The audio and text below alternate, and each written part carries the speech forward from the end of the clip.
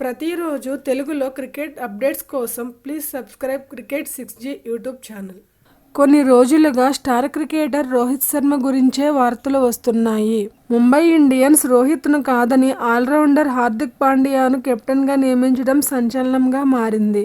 ఈ విషయంలో రోహిత్కు మద్దతు ఇస్తూ సోషల్ మీడియాలో పోస్టులు పెడుతున్నారు. మరికొంతమంది ఫ్యాన్స్ ముంబై ఇండియన్స్ను అన్ఫాలో చేస్తున్నారు. వన్డే వరల్డ్ కప్లో శ్రీలంక మ్యాచ్కు ముందు నిర్వహించిన ప్రెస్ మీట్లో రోహిత్ చేసిన వ్యాఖ్యలు ఇప్పుడు వైరల్గా మారుతున్నాయి. అన్ని మ్యాచ్లు వరుసగా గెలుస్తున్నాం కాబట్టి ప్రశంసిస్తున్నారు. కానీ ఒక్క మ్యాచ్లో ఓడిపోతే మీరే నన్ను మంచి కెప్టెన్ కాదని చెత్త కెప్టెన్ అని అంటారు అని రోహిత్ అన్నాడు. రోహిత్ శర్మ చెప్పినట్టుగానే వరల్డ్ కప్లో ఓటమి తర్వాత హార్దిక్ పాండ్యాను ముంబైకి తీసుకోవడం, తర్వాత రోహిత్ను కెప్టెన్సీ నుంచి తప్పించి హార్దిక్ పాండ్యాని కెప్టెన్గా చేయడం జరిగింది. రోహిత్ శర్మకు ముంబై తరపున 2024 సీజనే ఆఖరిదని వార్తలు వస్తున్నాయి. ఇటువంటి మరిన్ని క్రికెట్ అప్డేట్స్ కోసం మా ఛానల్ను సబ్స్క్రైబ్ చేయండి.